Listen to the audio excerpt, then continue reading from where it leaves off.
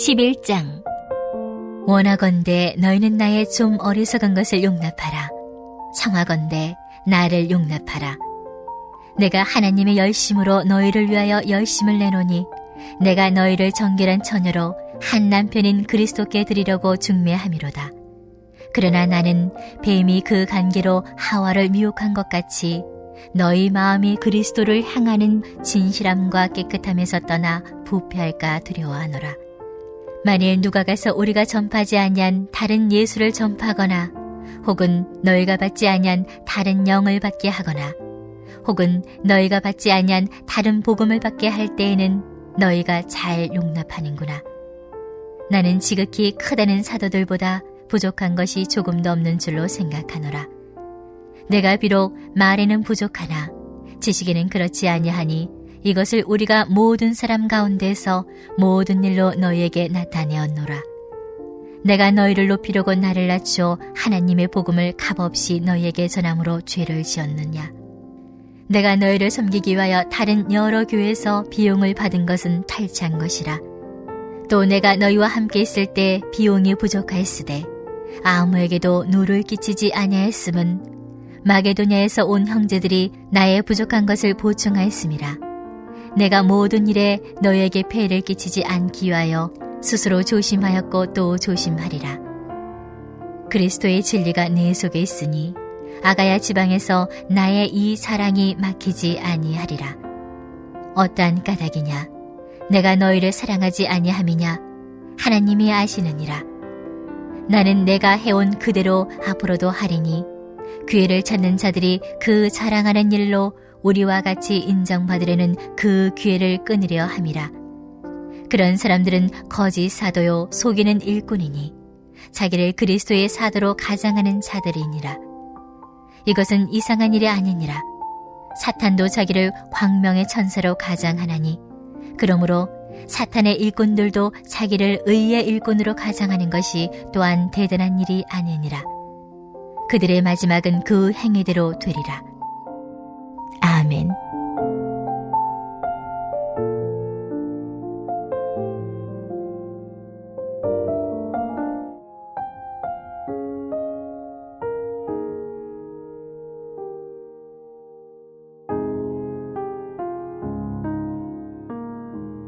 (10장) (11장) (12장) 이 고린도후서의 마지막 장들은 사도 바울이 계속해서 내가 사도가 맞다라는 말을 주장하고 있습니다.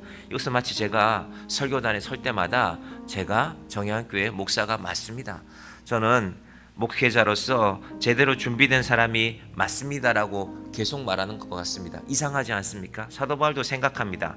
내가 이렇게 말하는 것이 좀 이상하지 않나? 고린도후서를 잘 보시면 곳곳에 사도 바울의 그 마음이 등장합니다. 그러나 사도 바울의 결론은 이것이 맞다는 것입니다.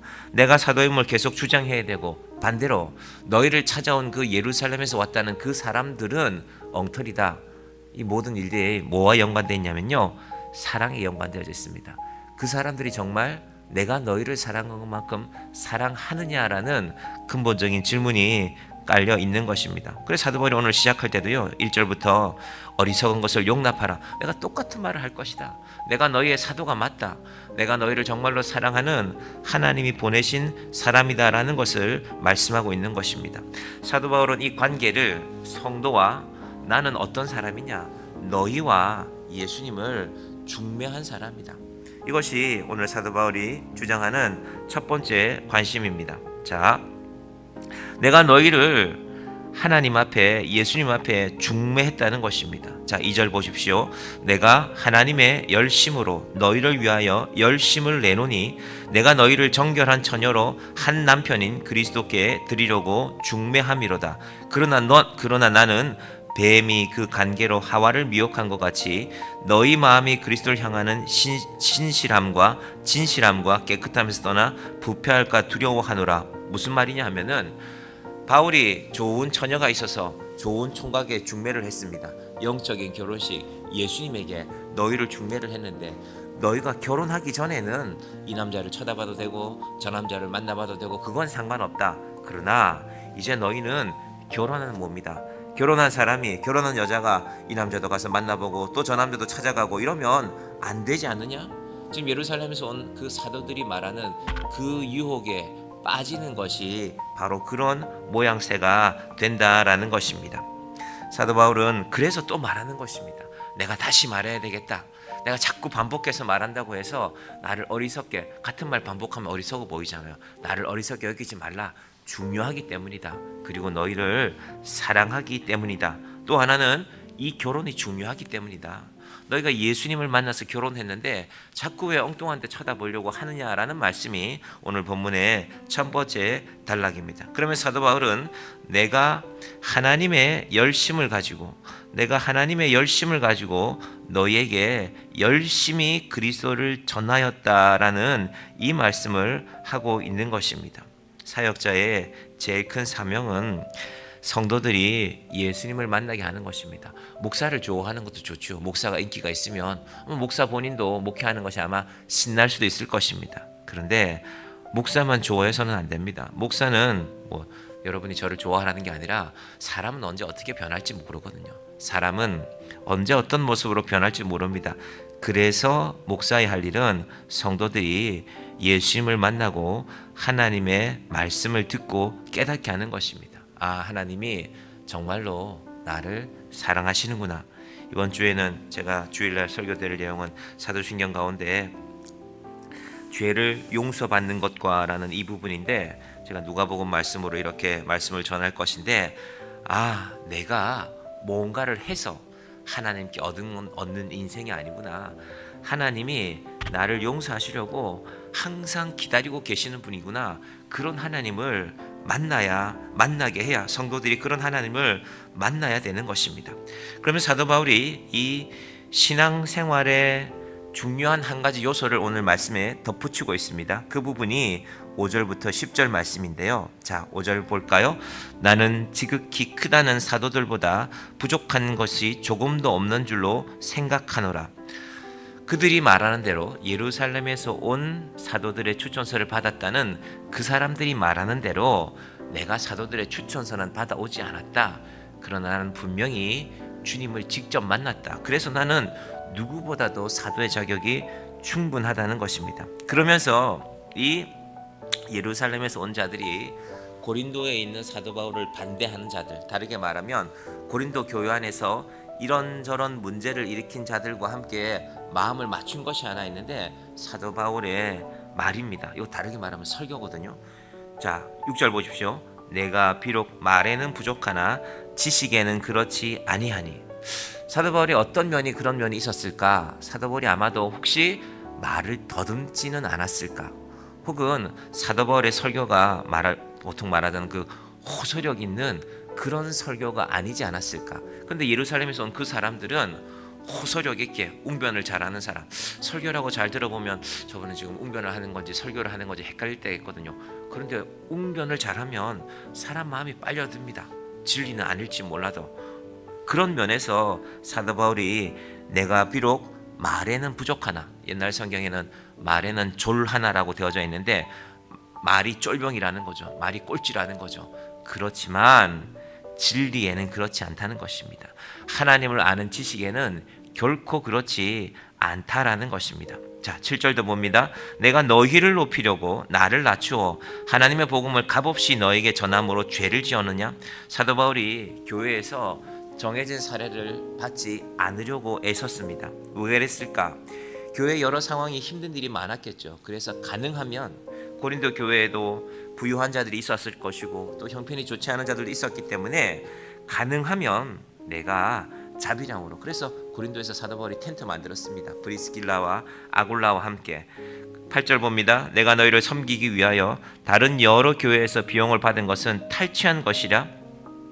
고린도 교회는 아직 교회의 체계가 온전히 세워지지 않았기 때문에 다른 교회들이 바울의 선교비를 보냈다는 것입니다.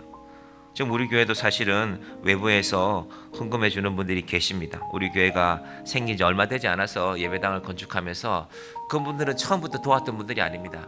제가 요즘 생각해 보면 그분들이 우리 교회에 헌금을 보내시는 것은 우리가 일찍, 이제 그분들은 신앙생활 오래 하신 분들이거든요. 예배당 짓는 것이 얼마나 어려운 일인지 아는 분들입니다.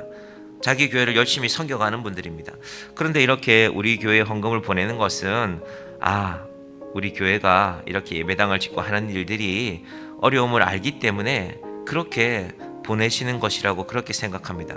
혹은 목회자가 개척해서 처음 몇 년 동안은 이 생활해 가는 것이 쉽지가 않은데 그런 것들을 그분들이 마음에 생각해서 아마 교회를 돕는 것이다. 바울도 마찬가지인데 바울을 도운 사람들도 마찬가지입니다. 내가 너희를 섬기기 위하여 다른 여러 교회에서 비용을 받은 것은 탈취한 것이라. 그럼 내가 그 다른 교회 돈을 뺏었느냐? 뺏어서 지금 하고 있냐? 그런 것이 아니라는 것입니다. 자, 9절에 또 내가 너희와 함께 있을 때에 비용이 부족하였으되 아무에게도 누를 끼치지 아니하였음은 마게도냐에서 온 형제들이 나의 부족한 것을 보충하였습니다. 여러분, 제가 말씀드렸죠. 마게도냐가 평균적으로 비교하면 고린도보다 훨씬 가난한 동네입니다. 그리스를 여행한 분들은 같은 그리스인데 남쪽 그리스와, 지금은 물론 그리스가 북쪽도 잘 살게 됐지만 북쪽 그리스의 토양이 완전히 다르다고 그렇게 말씀하시는 것을 들었습니다. 그런데 그 어려운 형편 가운데 있는 마게도냐 사람들이 나의 부족한 것을 보충하였습니다. 그러면서 사도 바울이 사역하는 데 어려움이 없게 하려는 것이죠. 9절 하반부에 보시면 내가 모든 일에 너희에게 폐를 끼치지 않기 위하여 스스로 조심하였고 또 조심하리라. 제가 성도님들 위해서 기도할 때 항상 생각하는 것이 한 가지 있습니다. 우리 성도님들이 서로에게 폐가 되지 않았으면 좋겠다. 경제적인 것뿐 아니라 마음의 부담도, 어떤 일들이 누군가에게 마음의 부담이 되면 교회가 참 곤란해지거든요. 그래서 기도합니다. 우리 성도들의 삶이 조그만 여유가 있기를, 수십억 수백억 벌어서 어디 가서 비싼 주식 사고 그런 문제가 아니라, 하나님, 우리 성도들이 그래도 내 마음에 10,000원, 20,000원, 50,000원, 100,000원 여유가 있어야 누구를 만나서 밥이라도 한번 살 수 있지 않습니까? 하나님, 우리 성도들의 형편이 그만큼만 되었으면 좋겠습니다. 제가 늘 기도합니다. 제가 개척하고 한 7년 지나는 동안에 이런 말씀 제가 처음 드리는 것 같은데요. 사실은 교회가 여러 가지 어려움 때문에 가끔씩 저한테 전화하셔서 목사님 돈 좀 빌려주세요 하는 분들도 있었습니다. 이게 참 쉽지 않은 문제입니다. 제가 있다면 저는 그런데 빌려줄 때는 이거 주면 내가 안 받는다고 생각하고 제가 있는 가운데 혹시 여유가 있으면 그런 마음으로 그분들을 대합니다. 그런데 문제는 그런 마음이 한번 그분 입에서 나오면 그분 스스로 어느 날 교회를 떠나더라고요. 그래서 참 마음 아프더라고요. 그래서 제가 그런 전화 오면 참 마음이 아픕니다. 제가 돈 1,000,000원 만들어서 주면 좋죠. 그런데 그 일이 결코 선하지 않기 때문에, 그리고 어색해서도 그럴 수 있고 혹은 서운해서도 그럴지도 모르죠. 하나님께서 신앙생활 가운데 우리가 명심해야 될 것이 한 가지 있습니다. 모든 일에 너희에게 폐를 끼치지 않기 위하여 스스로 조심하였고, 목사도 마찬가지입니다. 목사가 성도들 가운데 누가 좀 돈이 있다고 아유 집사님 돈 많네 나 좀 줘. 그 성도가 얼마나 부담되겠습니까? 하나님께서 교회를 그런 모습으로 만들지 않기를 바랍니다. 왜? 그리스도와 결혼했다 그랬잖아요. 정결한 결혼식인데 그 결혼이 깨어지는 중요한 이유들이 무엇입니까? 돈 때문 아닙니까? 결혼을 약속했다가도 깨어지는 이유들이 그것 아닙니까? 하나님께서 교회를 그런 면에서 거룩하게 지켜가는 것이 우리의 사명입니다. 오늘 사도 바울은 2가지를 말씀했습니다. 첫 번째, 너희는 그리스도의 신부다라는 것입니다. 그래서 교회 들어올 때 여러분 항상 내가 예수님과 결혼했지 잊지 마셔야 됩니다.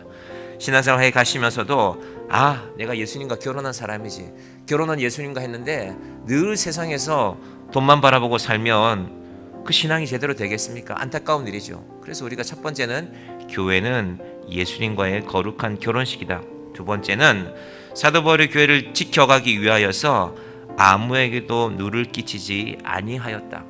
바울이라고 왜 어려운 게 없겠습니까? 그래서 바울이 말하지 않습니까? 내가 너희와 함께 있을 때 비용이 부족하였을 때. 바울이 혼자 살았잖아요. 굶었을지도 모릅니다. 오늘은 밥값이 없구나, 내가 그냥 한 끼는 굶어야 되겠다. 바울의 선교가 바로 그런 모습이었습니다. 그럼에도 불구하고 마게도냐 성도들이 그것을 도운 것입니다. 내가 고린도 교회에 이 교회 상황이 나를 도울 수 없지만 그러나 나를 기억하는 형제들이 나의 부족한 것을 보충하고 있구나. 하나님께서 이 교회의 의미를, 그래서 우리는 누구에게도 폐를 끼치지 말고 할 수 있으면 내가 이번 달에는 저 집사님과 식사 한번 해야지, 그만한 여유를 달라고 하나님께 기도하시기 바랍니다. 하나님, 제 삶에 그만한 여유가 있기를 바랍니다. 그렇다고 밥 사줬다고 너무 자랑하시면 안 되고, 하나님 그만한 마음의 여유를 갖고, 제가 보니까 우리 교회가 한 7년 됐는데 제 동생은 용인에서 신앙생활 하는데 그 교회는 뭐 우리 교회보다 훨씬 규모가 크죠.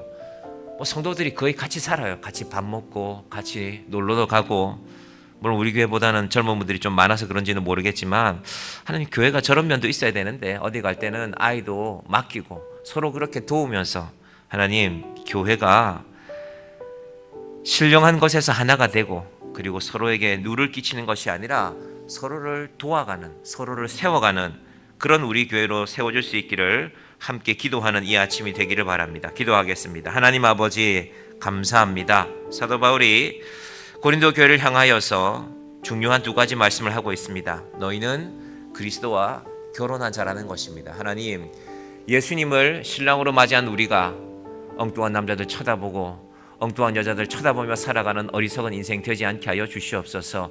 예수만 바라보는 자들이 되게 하여 주시고, 그리고 사도 바울이 고린도 교회 가운데 성도들을 대할 때에 중요한 한 가지 말씀을 더하고 있습니다. 너희와 함께 있을 때에 비용이 부족하였으되 아무에게도 누를 끼치지 아니하였으면, 제가 정양교회 목회자로서 또 성도들이 서로를 향하여서 아무에게도 누를 끼치지 말고 할 수 있으면 우리의 할 수 있는 범위 안에서 서로를 돕고 서로에게 식사한 것이라도 대접할 수 있는 교회가 되게 하여 주시옵소서. 예수님의 이름으로 기도드립니다. 아멘.